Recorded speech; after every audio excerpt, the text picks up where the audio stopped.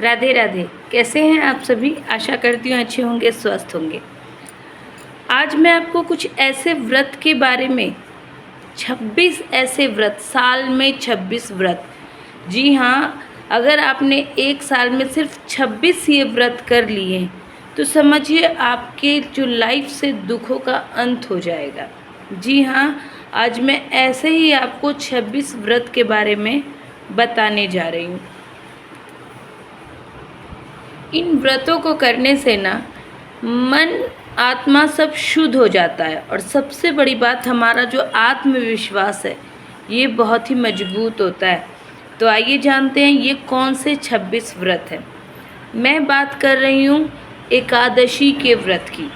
साल में 24 एकादशी व्रत आते हैं, लेकिन हर तीसरे साल यानी अधिक मास के महीने में ये व्रत 2 और बढ़ जाते हैं और ये 26 एकादशी व्रत हो जाते हैं।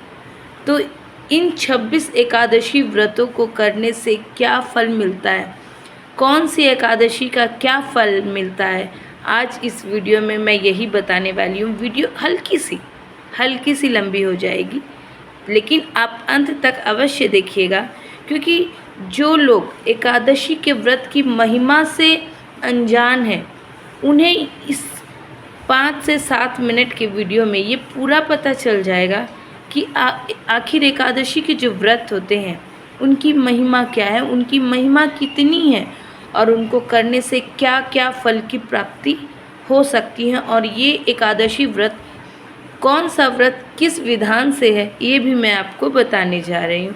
तो वीडियो में अंत तक ज़रूर बने रहिए। तो चलिए जानते हैं ये 26 के 26 व्रत में से कौन सा व्रत कौन सा है और उसे करने से किस पुण्य की प्राप्ति होती है। सबसे पहले चैत्र में कामदा एकादशी आती है। ये कामदा एकादशी का व्रत करने से सौभाग्य में वृद्धि होती है और राक्षस योनि से छुटकारा मिलता है। और ये जो है ये एक सर्वार्थ सिद्ध योग में माना जाता है और इससे न जितने आपके मनोरथ होंगे वो भी पूरे होते हैं। ऐसी ये जो चैत्र मास की कामदा एकादशी है ये इतनी फलकारी है। आइए आगे बढ़ते हैं। बैसाख मास में वरुथनी एकादशी आती है। वरुथनी एकादशी को करने से सुख समृद्धि की वृद्धि होती है और जो मनुष्य मोह माया के जाल से मुक्त होता है। ठीक है, आगे आते हैं। ज्येष्ठ मास में अपरा एकादशी आती है। अपरा एकादशी व्रत करने से अपार खुशियाँ, जैसा कि आपको नाम से ही समझ में आ रहा होगा, अपार खुशियों की प्राप्ति होती है जिसका कोई अंत नहीं होता और इंसान अपने जो भी जाने अनजाने जो भी पाप कर्म हो जाते हैं उनसे भी मनुष्य को मुक्ति मिलती है। ज्येष्ठ मास में निर्जला एकादशी आती है। निर्जला एकादशी, जैसा कि नाम से ही आप समझ रहे हैं, निर्जल रहने का फल निर्जल रहना होता है इस व्रत में। और निराहार, जब जल ही नहीं ग्रहण कर सकते तो फल का तो और आहार की तो बात ही दूसरी है। ठीक है, और इस व्रत को करने से मनोरथ सिद्ध होते हैं।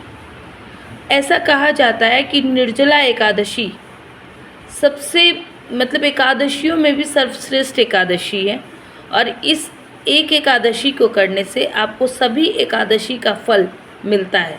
तो हालांकि निर्जला ज्येष्ठ मास में है, तो ज्येष्ठ मास में होने के कारण ये अपने आप में बहुत कठिन व्रत है, लेकिन फिर भी जो करते हैं उन्हें एक निर्जला एकादशी करने में 24 एकादशी का फल मिलता है। हालांकि नहीं, इस विषय में हम दूसरी वीडियो बनाएंगे। आगे आते हैं। आषाढ़ मास में योगिनी एकादशी मनाई जाती है।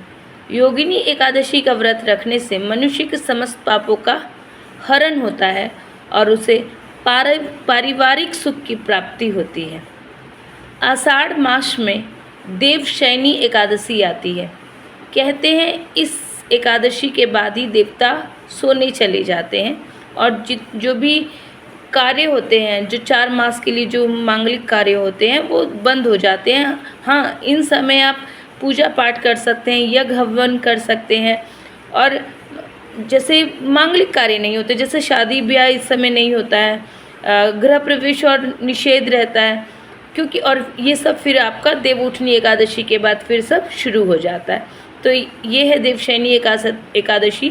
देवशयनी एकादशी का व्रत करने से मनुष्य को समस्त सिद्धियों की प्राप्ति होती है। आप जिस कार्य की सिद्धि के लिए व्रत करें वो आपको कार्य में सिद्धता प्राप्त होती है। श्रावण मास में कामिका एकादशी आती है। कामिका एकादशी को करने से इंसान मनुष्य पापों से मुक्त होता है, जो जाने अनजाने पाप हो जाते हैं उससे हमारी मुक्ति होती है। श्रावण मास में पुत्रदा एकादशी आती है। चूँकि आप लोग जानते हैं कि एक महीने में 2 एकादशी लगती है, तो इस हिसाब से आपको लाइन वाइज बताती जा रही हूँ, आप समझ जाइएगा, ठीक है। तो पहले श्रावण मास में कामिका एकादशी, उसे करने से आपको पापों से मुक्ति मिलती है। फिर श्रावण मास में जो दूसरी एकादशी होती है वो है पुत्रदा एकादशी। तो पुत्रदा एकादशी को करने से संतान सुख की प्राप्ति होती है। उसके बाद आता है भाद्रपद। भाद्रपद के महीने में जो एकादशी आती है उसे अजा एकादशी कहते हैं। अजा एकादशी का व्रत करने पे आपके पुत्र पर जो भी संकट आता है या आने वाला होता है, अगर माताएं ये व्रत करती हैं तो उनके पुत्र का वो संकट पहले ही टल जाता है। जी हाँ, और जो भी दरिद्रता होती है और जो भी खो गया होता है, ठीक है, दरिद्रता तो भाग जाती है और इंसान जो कुछ होता नहीं है कि कभी कभी समय बहुत अच्छा चलता है, अचानक खराब समय आ जाता है, तो जो कुछ अच्छा वाला खो गया था, अजा एकादशी का व्रत करने से वो सब की पुनः प्राप्ति होती है। आगे भाद्रपद महीने में जो दूसरी एकादशी आती है वो है परिवर्तनी एकादशी। जैसा कि नाम से ही क्लियर हो रहा है कि परिवर्तन आता है। अगर आपके जीवन में दुख चल रहे हों तो वो दुख सुख में परिवर्तित हो जाता है। ऐसी एकादशी व्रत की महिमा है। आश्विन मास में इंदिरा एकादशी आती है। इंदिरा एकादशी को करने से जो भी हमारे पितृ हैं और जिन्हें मुक्ति नहीं मिल पाई है वे सबको मुक्ति मिलती है और वे सब स्वर्ग को प्रस्थान करते हैं। अर्थात ये व्रत आप अपने पितरों की मुक्ति के लिए करते हैं। देखिए, हमारे जीवन में पितरों का मुक्त होना भी बहुत ज़रूरी है। कहते हैं ना, अगर किसी के घर में बहुत ज़्यादा कार्य रुकते हैं तो ऐसा कहते हैं कि आपके घर में पितृदोष लगा हुआ है। तो वो पितृदोष कैसे हटता है? जब आपके पितरों को मुक्ति मिलती है ना, तो वो पितृदोष स्वतः ही हट जाता है। तो इसीलिए आश्विन मास की जो इंदिरा एकादशी है, इसको करने से आपके पितरों को मुक्ति मिलती है। आश्विन मास में जो दूसरी एकादशी आती है वो है पापाकुशा एकादशी, यानी पाप मुक्ति, पाप से मुक्ति होने की ये एकादशी है। जो भी मनुष्य के पाप होते हैं उनसे इस एकादशी को करने से मनुष्य पाप मुक्त हो जाता है और उसे अपार धन सुख समृद्धि की प्राप्ति होती है। आगे आते हैं कार्तिक मास। कार्तिक मास में रमा एकादशी आती है। रमा एकादशी को करने से सभी सुखों की प्राप्ति होती है। इंसान को समाज में मान सम्मान प्रतिष्ठा मिलने लगती है। कार्तिक मास की जो दूसरी एकादशी है वो है प्रबोधनी एकादशी। प्रबोधनी एकादशी को करने से जो सोया हुआ भाग्य है ना, वो जाग जाता है। अर्थात हमारे जीवन में सुखों की एंट्री होती है। हम क्योंकि इसी समय जो देव होते हैं वो भी सो के उठते हैं। इस एकादशी को आप देव उठनी एकादशी भी कहते हैं और इसी दिन तुलसी विवाह भी होता है। तो आगे आते हैं मार्गशीर्ष महीने में जो एकादशी की जाती है वो है उत्पन्ना एकादशी। ये उत्पन्ना एकादशी के व्रत को करने से ऐसा माना जाता है कि जो व्यक्ति उत्पन्ना एकादशी का व्रत रखता है उसे 1000 वाजपेयी यज्ञ, अश्वमेघ यज्ञ का फल प्राप्त होता है और उससे देवता बहुत ही प्रसन्न होते हैं। उसके घर का जो भी पितृदोष होता है वो भी दूर हो जाता है।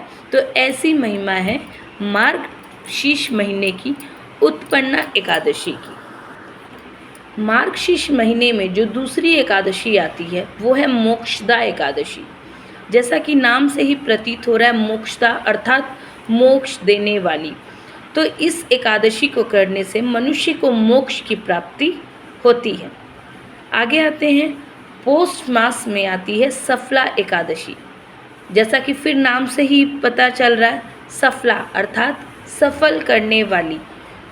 अगर आपको जीवन में हर क्षेत्र में सफलता चाहिए तो इस एकादशी को अवश्य करना चाहिए। तो पोष मास की सफला एकादशी से मनुष्य को जीवन के हर क्षेत्र में सफलता की प्राप्ति होती है और इस व्रत को करने से अश्वमेध यज्ञ का फल भी मिलता है। फिर पोष मास में जो दूसरी एकादशी आती है वो है पुत्रदा एकादशी। इस व्रत को करने से, पोष मास की पुत्रदा एकादशी को करने से जिन्हें पुत्र नहीं है उसे पुत्र की प्राप्ति होती है। माघ मास में आती है षटशिला एकादशी। षटशिला एकादशी करने से दुर्भाग्य दूर होता है, दरिद्रता भाग जाती है और मनुष्य के जितने कष्ट हैं वो भी स्वतः दूर हो जाते हैं। तो ये है षटशिला एकादशी। माघ मास में जो एकादशी आती है वो है जया एकादशी। जया एकादशी को करने से जो ब्रह्म हत्या या गो हत्या का जो जाने अनजाने ही जो ये कर्म हो जाता है, इसका जो पाप लगता है उससे मुक्ति मिलती है और व्यक्ति मोक्ष को प्राप्त होता है। ठीक है। फाल्गुन मास में जो एकादशी की जाती है उसे विजया एकादशी कहते हैं। विजया एकादशी को करने से इंसान जो भयंकर परेशानी से जूझ रहा होगा उससे मुक्त हो जाता है और उसके शत्रुओं का नाश होता है। तो ये है विजया एकादशी। फाल्गुन मास में जो दूसरी एकादशी आती है वो है आमलकी एकादशी। इस एकादशी में आंवले की पूजा का विशेष विधान है और इस एकादशी को करने से मनुष्य रोग मुक्त हो जाते हैं। ठीक है। आगे चलते हैं। चैत्र मास। चैत्र मास में जो एकादशी आती है वो है पाप मोचनी एकादशी। फिर नाम से ही स्पष्ट हो रहा है, पाप मोचनी अर्थात पापों का नाश करने वाली एकादशी।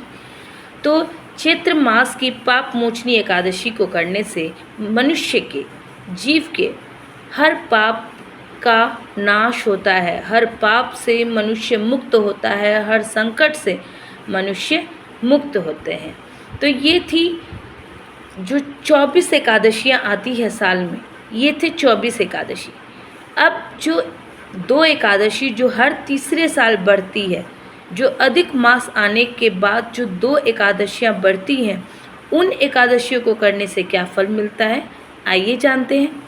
अधिक मास जब पड़े और तब जो एकादशी आती है उसे पद्मिनी एकादशी कहते हैं या कमला एकादशी कहते हैं। इस एकादशी का व्रत करने से मनुष्य के सभी मनोकामनाएं पूर्ण होती है। पुत्र, धन, धाम, कीर्ति, मान, सम्मान, समाज में प्रतिष्ठा, सबसे मनुष्य परिपूर्ण हो जाता है। तो ऐसी है महत्वता पद्मिनी एकादशी की।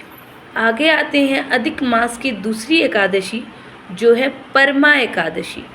परमा एकादशी को करने से धन वैभव की प्राप्ति होती है, पापों का नाश होता है और उत्तम गति की प्राप्ति होती है। अर्थात मनुष्य जो भी बुरे कर्मों के कारण, बुरे परिणामों के कारण जो फंस चुका होता है, उन सब से मनुष्य की मुक्ति होती है और वो सत्पथ पे अग्रसित होता है। तो ये थी 26 एकादशी व्रत, जिसे करने से मनुष्य अपने जीवन में अथाह सुख की, अथाह परम सौभाग्य की प्राप्ति करता है।